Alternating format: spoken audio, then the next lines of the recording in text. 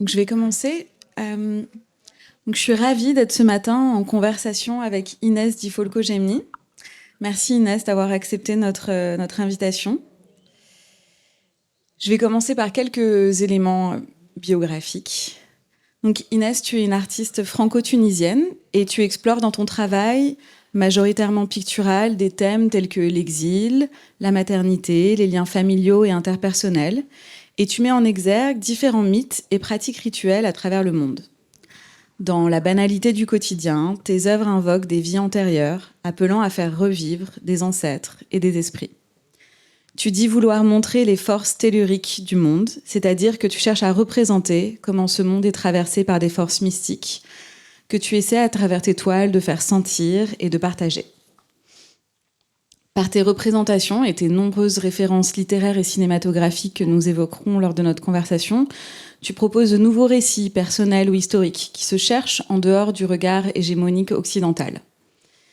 Quelques éléments aussi plus sur ta biographique aussi. Tu as fait tes études aux Beaux-Arts de Paris, dans les ateliers de Jean-Michel Alberola et James Raleigh.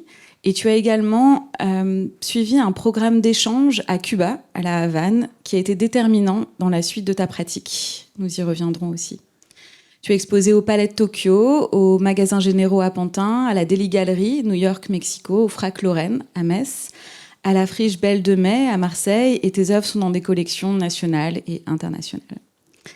Donc nous voulions d'abord commencer par évoquer une peinture qui pourrait introduire ta pratique. La voilà. Donc cette peinture s'intitule Rêve océanique. Donc je vais simplement en décrire deux, trois traits. Donc c'est une peinture sur une toile dite libre, qui n'est donc pas tendue sur un châssis, et où se déroule une action qui ressemble à un rituel. Il y a une femme nue, positionnée de 3/4, et elle a le pied qui se pose donc sur un bassin. Mais l'eau est colorée en rose et vert, et des filaments de couleurs s'en échappent. On dirait presque des plantes. Et face à elle, donc sur l'espace de gauche du tableau, se trouvent deux figures vêtues de bleu, penchées vers un récipient. La facture générale de la toile donc, est plutôt douce et floue, grâce à une peinture un peu diluée, qui est aussi quelque chose qui fait partie de ta marque de fabrique, on va dire. Donc, est-ce que tu peux nous dire un petit peu qu'est-ce que tu as souhaité représenter dans cette toile pour commencer ? Eh oui, d'abord, merci pour l'invitation et à tous les participants. C'est vraiment passionnant d'assister à toutes ces... Voilà, je suis très contente d'être là. Et cette toile, donc je l'ai faite à mon retour de La Havane, où j'ai passé vraiment des moments, comme tu l'as dit, déterminants. Et j'ai pas énormément produit sur place. Donc c'était une volonté de rendre hommage à tout ce que j'ai pu voir et à toutes les émotions qui m'ont traversée. Et aussi à le fait de devoir se séparer de cette île et de composer en fait avec ses souvenirs, avec ses impressions. Voilà. Et donc il y a ce personnage qui traverse l'espace-temps et une sorte de paysage onirique qui est assez désertique, avec les palmiers. Il y a une sorte de tissu qui est derrière elle, comme une espèce de lit défait, mais qui ressemble aussi à un désert, à de la terre. Et c'est dans ce cadre du rêve, en fait, que le personnage peut se retrouver à plusieurs endroits en même temps. Donc il y a cette idée d'ubiquité qui est assez présente dans mon travail, où par la peinture, en fait, on peut traverser le temps et l'espace et être dans plusieurs pays, dans plusieurs souvenirs, à la même seconde, en fait. Et c'est pour ça qu'il y a le toucher et quelque chose d'assez déterminant de ce pied qui, dans mon esprit, en fait, à l'instant où le pied touche cette espèce de bassin bleu, c'est comme si c'était le moment où toutes les couleurs changeaient. Il y a quelque chose de l'ordre de l'apparition aussi. C'est pour ça que j'ai choisi des couleurs et des formes assez ambiguës pour qu'il y ait voilà, ce côté magique, justement. Oui, donc ce qui est intéressant, ce que tu disais, c'était donc qu'il y a plusieurs espaces qui sont réunis dans l'espace de la toile. Et peut-être que tu peux juste nous dire un petit peu plus ce qui se passe avec ces deux autres figures qui sont donc penchées comme ça sur un seau? Oui. Oui, c'est deux personnes que je connais et que j'aime énormément. Et donc, c'est une mère et son fils. Et elle lui lave les cheveux. Et voilà, donc c'est chaque semaine, en fait, Sylvia lave les cheveux d'Alexander. Et j'ai observé cette scène plusieurs fois. Et l'eau grise qui coulait dans le seau, je trouvais ça assez magnifique. Et cette scène, je l'ai filmée, je l'ai photographiée plusieurs fois, jusqu'à ce que je décide de la peindre parce que ouais, je trouvais que ça ressemblait justement à un rituel. Et j'ai fait aussi plusieurs dessins sur cette eau grise qui était du coup le résultat de toute cette semaine que le fils avait passé et que sa mère, comme le délestait en fait de tout ce qui avait pu le peser, l'encombrer, enfin voilà, avec comme un geste magique en fait de soin, mais aussi qui lui permettait de continuer. Et je trouvais ça vraiment très émouvant. Et j'ai commencé par peindre cette partie-là de la toile finalement. Et ensuite, j'ai moi-même reproduit un peu ce geste en enduisant toute la toile de peinture bleue et en créant un peu ce qu'on appelle une nuit américaine au cinéma, c'est-à-dire que toute la toile était censée être beaucoup plus jaune. Et finalement, en mettant tout ce bleu, en tout cas presque à la moitié de la toile, ça a permis d'unifier et même moi-même de réaliser comme une sorte de rituel à mon tour et d'enduire la toile de cette couleur. Voilà. D'accord, donc en fait, ce rituel que tu voyais, qui est aussi un espace du quotidien, en fait, dont que tu as souhaité sublimer et montrer la profondeur rituelle qu'il pouvait y avoir, tu as essayé aussi en même temps, dans l'espace de la toile, de l'incarner, en fait. Peut-être qu'on peut passer à l'œuvre suivante.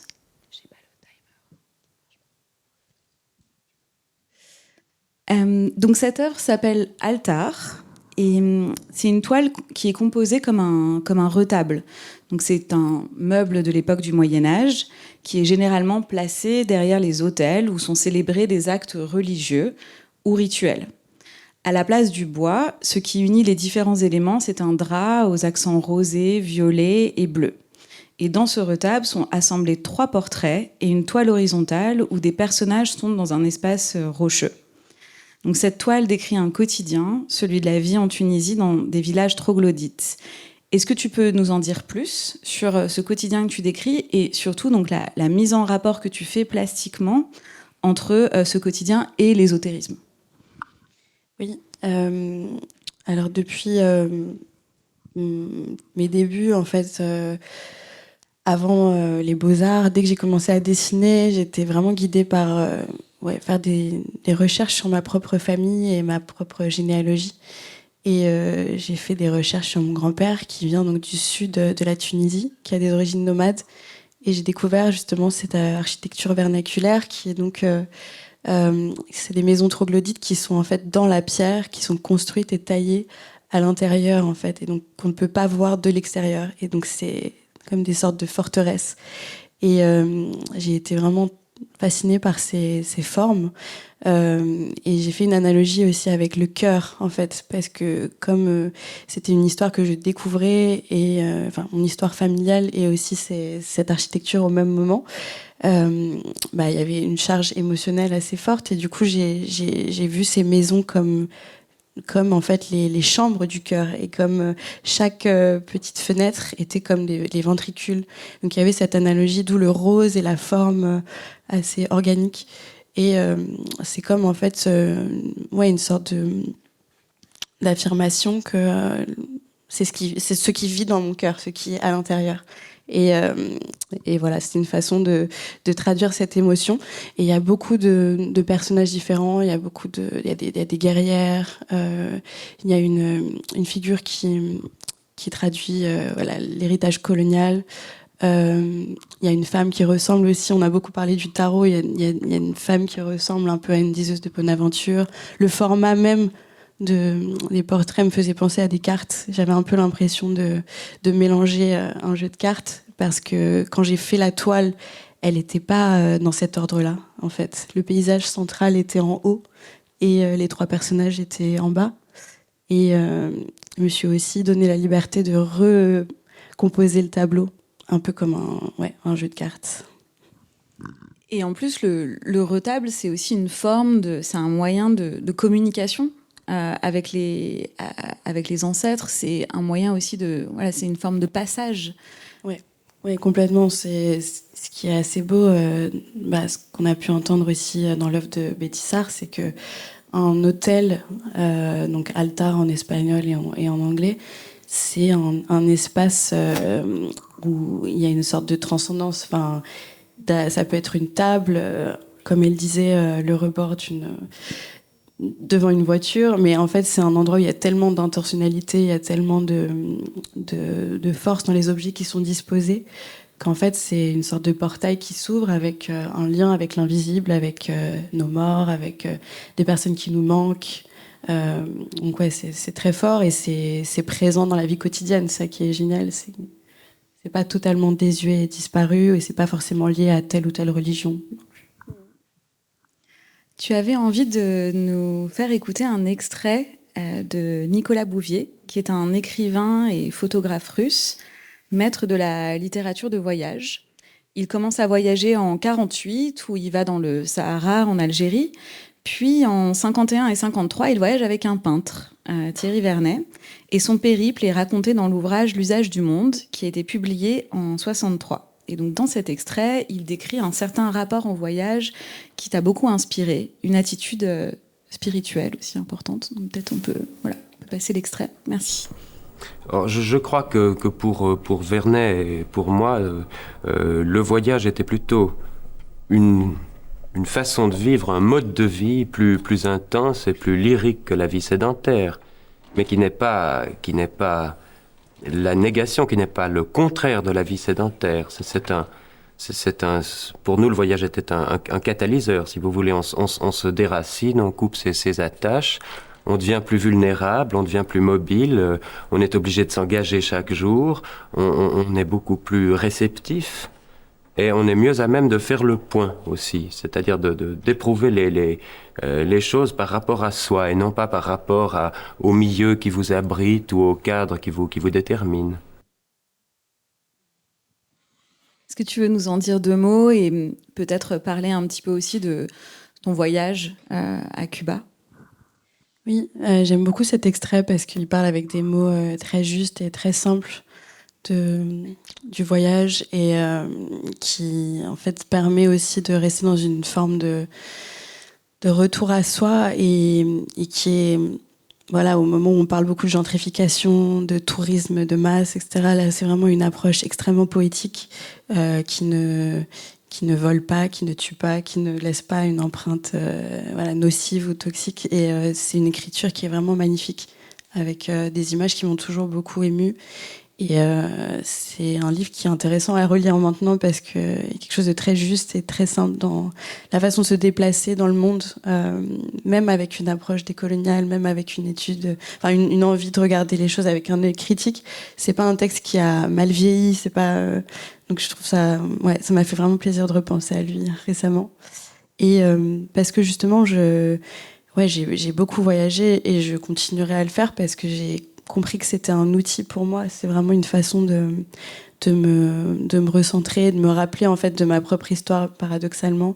Par exemple, à mon voyage à Cuba que j'ai fait donc il y a exactement 10 ans maintenant, m'a permis de me rapprocher justement de ma famille tunisienne, de l'histoire des Noirs de Tunisie. Et en fait, en assistant à des cérémonies, en m'intéressant à l'histoire des syncrétismes dans la Caraïbe et en Amérique du Sud, en Amérique du Nord, j'ai pu revenir à Paris, puis à Tunis, et savoir un peu plus ce que je recherchais, et surtout connaître ce que je savais déjà finalement, reconnaître des formes, des émotions, des sortes de déjà-vu. Et c'est un voyage qui m'a vraiment permis de me rapprocher de moi-même finalement, tout en étant plongée dans une altérité incroyable. J'avais jamais voyagé aussi loin et pendant aussi longtemps aussi. Donc ouais, les écrits de Nicolas Bouvier, notamment L'usage du monde, ça m'a vachement guidée parce que c'est quelqu'un qui voyageait nu, quoi, qui avait vraiment aucun préjugé et qui regardait le monde. C'était vraiment comme un exercice de regard, un exercice des yeux. C'était son seul témoignage qui lui restait.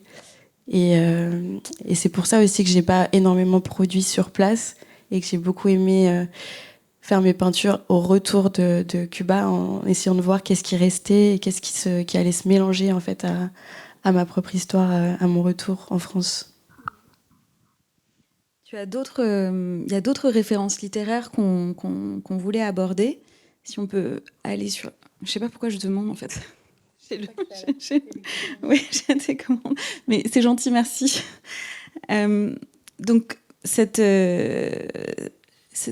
œuvre donc, qui s'appelle Sous la Haie, qui date de 2022, évoque un autre livre, celui donc, qui s'intitule Soula de Toni Morrison, publié en 73, donc, qui est son deuxième roman.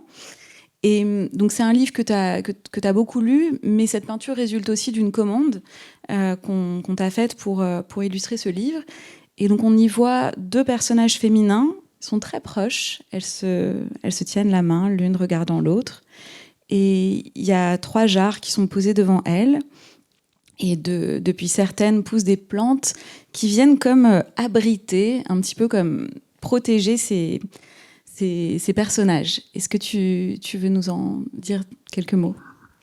Oui, donc le roman Soula, c'est le deuxième livre de Toni Morrison, qui est un roman que j'ai vraiment adoré. Je l'ai lu une première fois, puis une deuxième pour en fait glaner le plus de détails possible pour faire une couverture du roman qui n'est pas ce tableau-là, mais un autre dessin. Et finalement, j'ai pas réussi à arrêter de les représenter. J'ai fini par en faire 3 tableaux où elles grandissent en fait. Donc elles changent, leur corps change. Et là, elles sont dans une sorte de préadolescence, adolescence. Et c'est un roman très puissant où il y a des traces justement de beaucoup de magie, beaucoup de rituels, surtout dans leur enfance. Et c'est surtout l'histoire de leur amitié, en fait, un lien fusionnel qui les lie, même si elles vont grandir et s'éloigner, être de plus en plus différentes. J'ai voulu rendre hommage à cette amitié qui est une amitié féminine que je pense qu'on est plusieurs à avoir expérimenté, qui peut être assez puissante.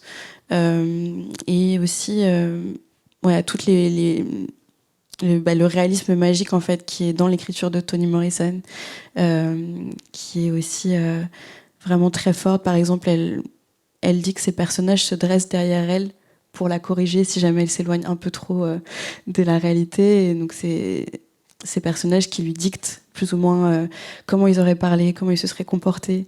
Et je trouve que ça se ressent vachement dans son écriture, comme si elle se laissait posséder en fait par les vies qu'elle évoque.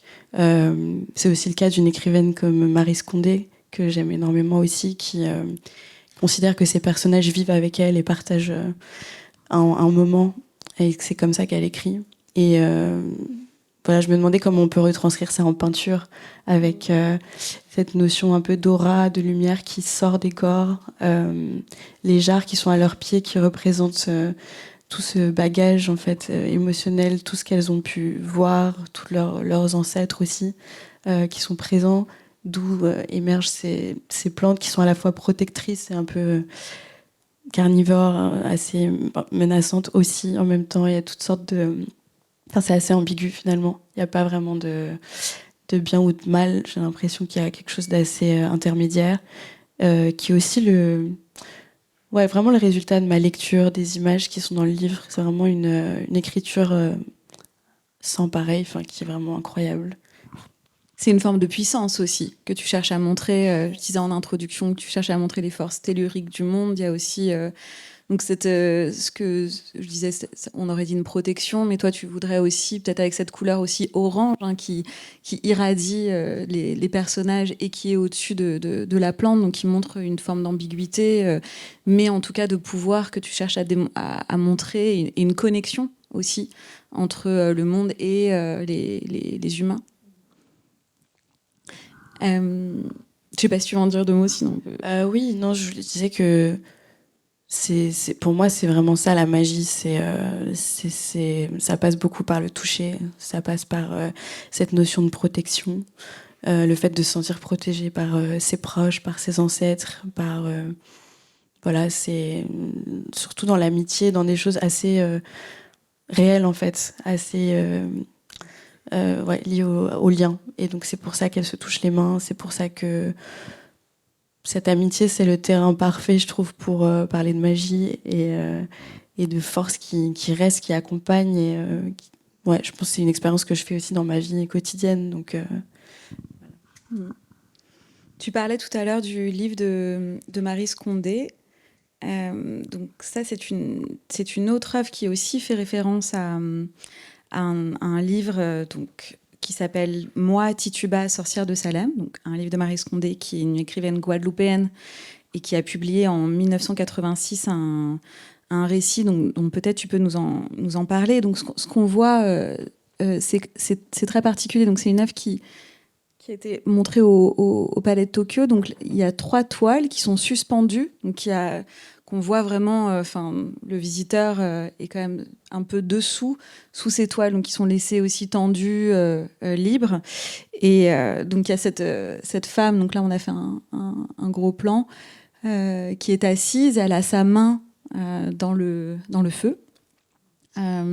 Derrière elle, il y a une forme aussi cyclique, et puis on sent que voilà, les puissances traversent son corps et en tout cas influencent même sa position. Est-ce que tu veux, oui, nous en parler un petit peu? oui, je tenais vraiment à représenter Tituba pareil, faire une synthèse de plusieurs moments du livre. En fait, c'est pas une illustration d'un instant en particulier. Mais en fait, tout le long du livre, ce personnage est accompagné par 2 femmes qui sont sa mère et sa mère d'adoption, qui est une guérisseuse qui la recueille après la mort de sa mère. Et donc c'est pour ça que j'ai représenté ces 2 entités qui l'entourent. C'est pour ça que ça a pris la forme d'un triptyque, plutôt que de les mettre sur le même plan. Parce qu'en fait, elles sont tout le temps là, en fait, en permanence. Et elle les invoque à plusieurs reprises. Donc c'est un peu comme représenter une séance en fait, un rituel d'invocation. C'est pour ça que sa main traverse à la fois la pierre et le feu, parce que je voulais montrer qu'elle est dans un état second en fait, comme une sorte de transe. Et c'est vrai que c'est pas des images que j'ai vues souvent. En fait, on voit parfois des personnages prier dans les représentations.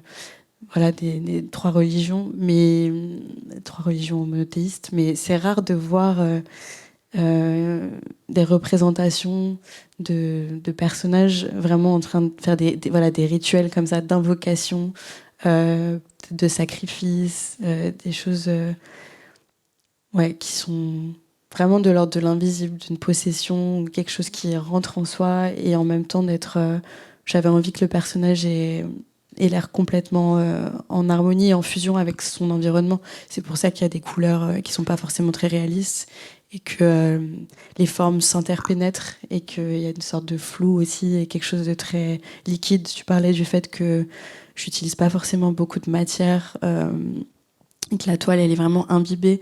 J'essaie vraiment de faire rentrer le pigment dans les fibres, et parfois il y a presque une espèce de transparence. Il n'y a pas forcément beaucoup d'épaisseur en fait. Et oui, je tenais à ce que les toiles flottent, et ça permettait pour moi de représenter vraiment la visite, en fait, la visitation de ces deux femmes qui viennent lui porter conseil, et qui lui affirment tout le long du livre qu'elle va survivre. Et ça, c'est assez puissant, parce donc Tituba fait face à des épreuves immenses, mais elle sait qu'elle va survivre. Et donc, elle a cette certitude, et c'est assez puissant. Je trouvais que c'était un personnage assez fort à représenter. Mis à part donc des références littéraires, il y a aussi des références cinématographiques. Tu as beaucoup insisté sur le fait que tu étais aussi très inspiré par beaucoup d'images, beaucoup de films. Donc on voulait montrer un extrait du film Yéline de Souleymane Cissé. Voilà, on va le mettre déjà.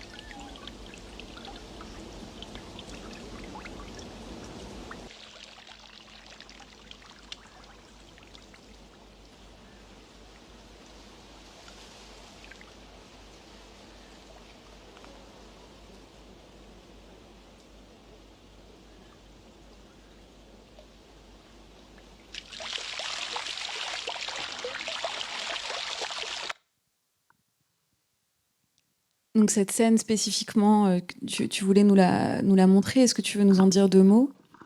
Oui, c'est vrai que quand je pense au rituel, à la magie et aux invocations de forces invisibles et de protection, c'est vraiment cette scène-là qui me vient.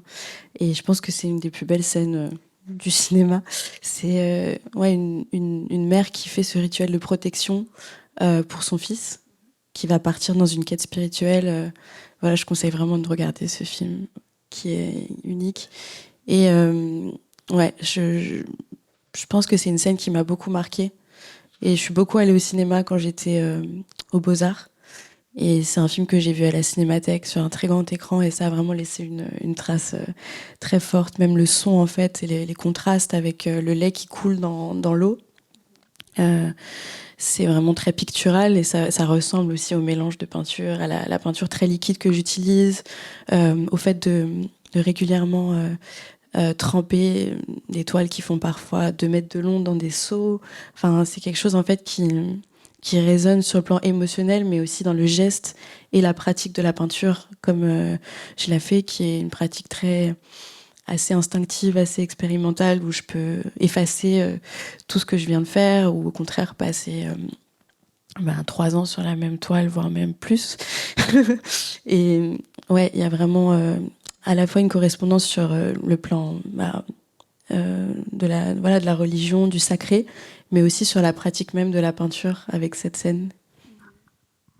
Et il y a aussi quelque chose d'assez frappant dans ces images, c'est le rapport entre le fond, le paysage et la figure. C'est aussi quelque chose qu'on voit d'ailleurs dans cette toile. Enfin, tu mets vraiment en connexion la description d'un paysage et la position aussi de la figure.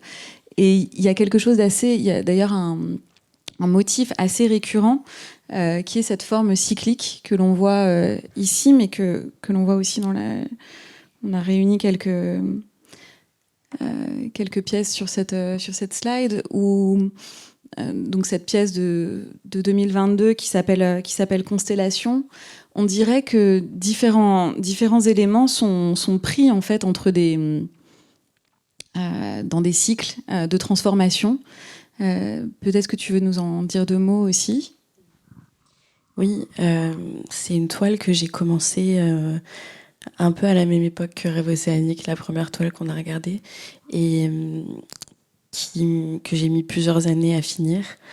Et c'est une toile, pareil, qui parle beaucoup de cette notion d'ubiquité, enfin ce désir d'ubiquité, où en fait cette toile pour moi c'est 1 seconde de ma vie. C'est comme une façon réaliste de représenter le temps et l'expérience diasporique aussi. Le fait d'être issu de tellement d'histoires, d'avoir tellement de niveaux différents de narration, d'être le fruit de tellement de choix et d'objets disparus, d'objets dont on se souvient. Voilà, c'est une façon de représenter le temps. Et je me souviens vraiment d'avoir eu cette vision, en fait, de ce que pourrait être l'intérieur de mon cerveau. Et potentiellement, voilà, quand je pense à cette émotion, c'est le souvenir d'une émotion, en fait, cette toile. Et c'est assez rassurant, finalement. Pour moi, c'était rassurant d'avoir trouvé cette forme-là d'expression. Et c'est un tableau que j'ai beaucoup refait et que j'aimerais bien refaire régulièrement comme une espèce de thermomètre, en fait, pour prendre la température de où j'en suis dans mon expérience de vie. Et oui, il y a quelque chose d'assez psychanalytique parce que c'est des objets, des formes qui sont ressorties un peu d'elles-mêmes, avec des personnages et des figures un peu mythologiques, des créatures hybrides, des paysages. J'ai pris beaucoup de plaisir à faire des racines qui flottent. Je trouve ça assez. Enfin, il y a des choses que j'ai comprises en les faisant. D'ailleurs, c'est comme ça que je peins, avec cette oasis qui flotte à gauche, à droite, je sais pas dire. On est à gauche, par là-bas, à droite du tableau. Ouais, c'est voilà des images comme ça, de paysages archéologiques très anciens, de lieux presque voilà, préhistoriques même, mais qui ont des racines et qui flottent et qui juxtaposent des animaux, des objets du quotidien. Voilà, c'est un tableau assez thérapeutique finalement. Donc, tous ces éléments qui sont donc pris dans un temps qui n'est pas linéaire, mais donc cyclique, et qui subissent donc des formes de transformation et de métamorphose aussi. Peut-être qu'on peut donc montrer cette dernière pièce. Je suis contente qu'on y arrive. Qui s'appelle Devotio Moderna, pardon, qui date de 2025. C'est une toile, je me demandais la taille, elle a l'air grande. 2 mètres sur 2 mètres. Presque un carré, à peu près. Ouais. Et j'ai pas les dimensions exactes. Désolée. Mais ce que je me disais, bon, c'est, en tout cas, elle apparaît assez imposante, surtout avec la taille. Donc au premier plan, on voit cet homme donc, qui est vêtu d'une chemise bleue et rouge, qui regarde vers le haut.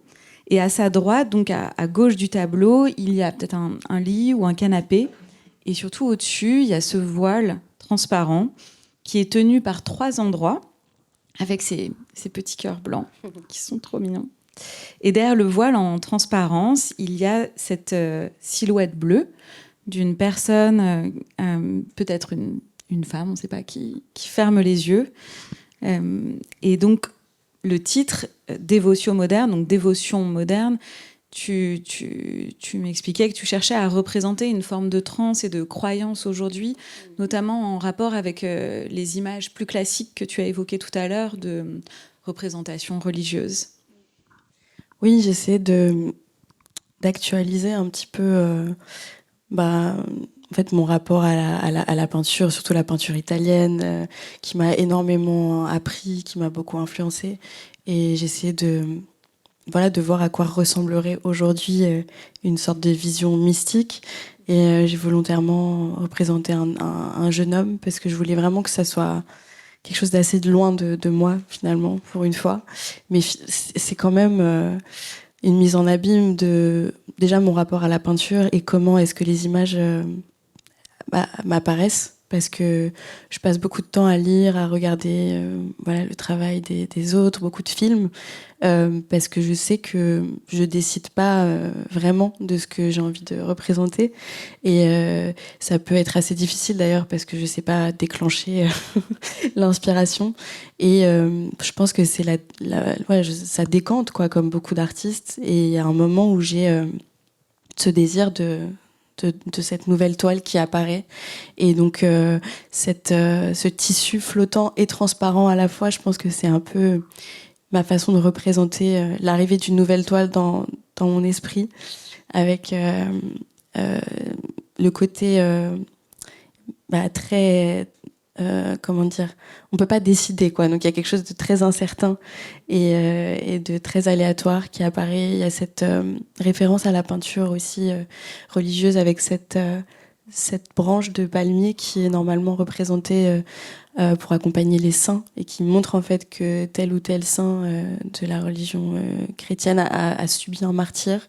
Donc en fait c'est pour voilà, la plupart des saints portent ce signe-là et je voulais aussi représenter ça comme une sorte de, enfin l'aspect un peu tragique en fait de l'inspiration qui vient pas, de ouais, la condition de l'artiste finalement qui est à la fois béni par ces visions, ces allers-retours entre inspiration et action, mais qui a quand même quelque chose de très aléatoire et de très étrange et qui est, je pense, pour moi aussi une preuve de l'existence concrète de la magie, qui est de recevoir des visions, d'être attentif aux coïncidences, d'être dans cette attention particulière et de jouer avec les couleurs, de créer voilà, des jeux de lumière et de le partager avec les autres. Et donc le résultat de cette recherche, qui peut être un calvaire à des moments, c'est quand même dans l'espoir de partager en fait cette expérience magique du réel. Et c'est pour ça qu'il y a des couleurs volontairement voilà, qui sont assez dissonantes, qui sont assez étranges, parce que je voulais partager justement cette étrangeté, ce rapport mystique voilà, au réel, aux images qui arrivent comme ça. C'est quelque chose que je suis tellement heureuse d'expérimenter et qui est pour moi ouais, la forme la plus concrète de magie que j'ai pu expérimenter dans ma vie. Voilà. En tout cas, c'est tout à fait réussi. Merci de partager avec nous ces magnifiques idées et images que tu produis. Merci Inès, on peut l'applaudir. Merci beaucoup.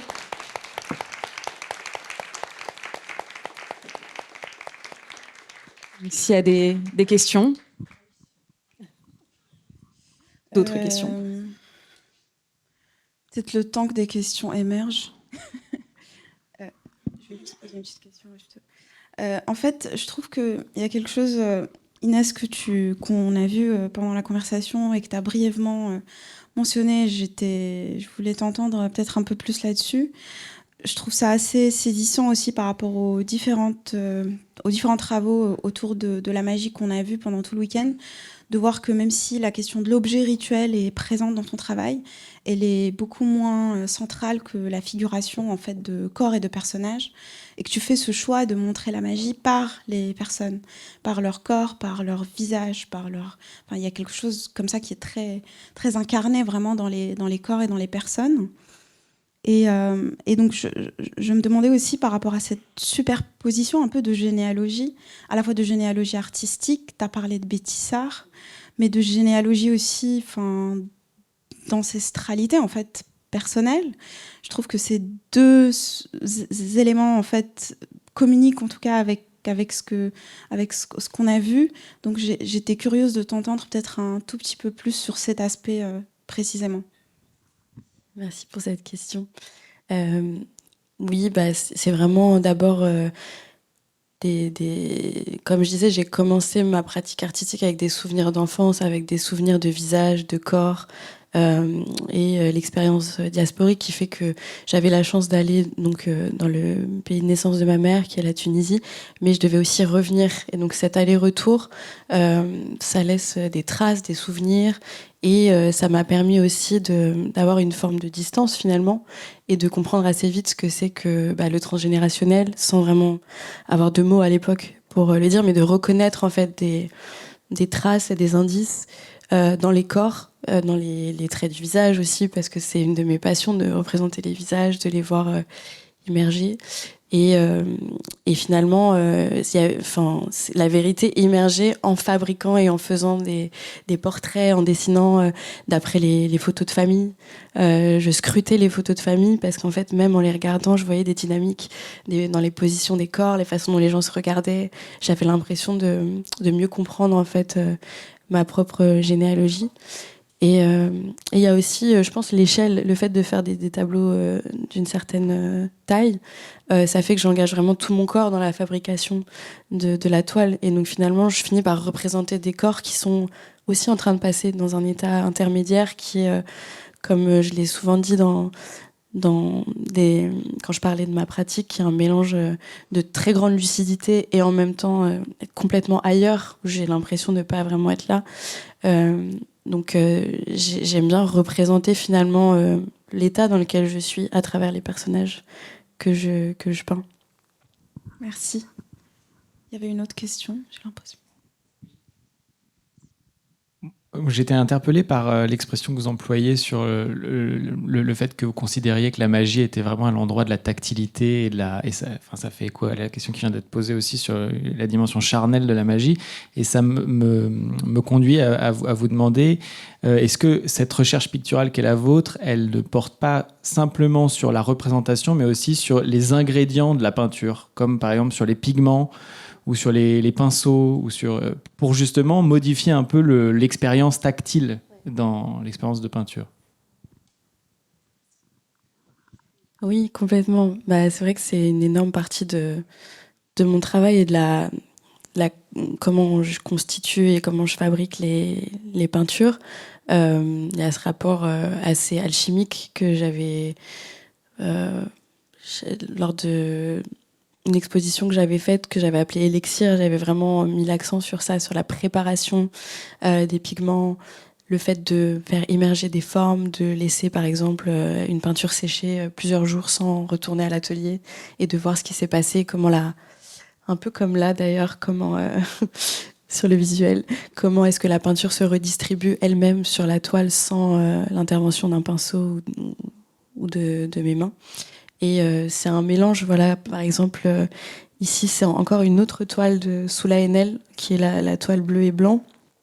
Là j'ai laissé, pareil, la toile boire le liquide bleu, et j'ai interprété les formes un peu comme... je sais que même Léonard de Vinci, il encourageait ses élèves à faire ça, à interpréter les craquelures dans les murs, les nuages. Donc là, c'est pareil, j'ai vu des formes j'ai dessiné petit à petit un cimetière, une route, des branchages, des arbres, dans un rapport presque un peu divinatoire avec les formes qui émergent, pour pas que tout repose essentiellement sur moi, et retranscrire aussi mon rapport au réel, enfin à comment je vois les choses, comment je prends des notes avant de peindre. Il y a cet aspect poudré aussi qui est très important dans ta pratique, je sais pas si... Ouais. Oui, d'apparition en fait, comme si les personnages venaient d'arriver. Oui,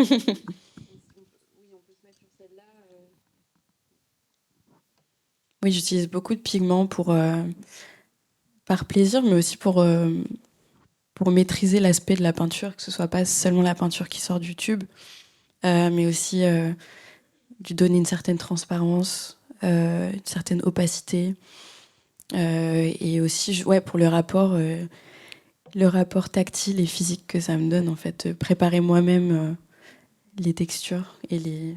Enfin, ouais.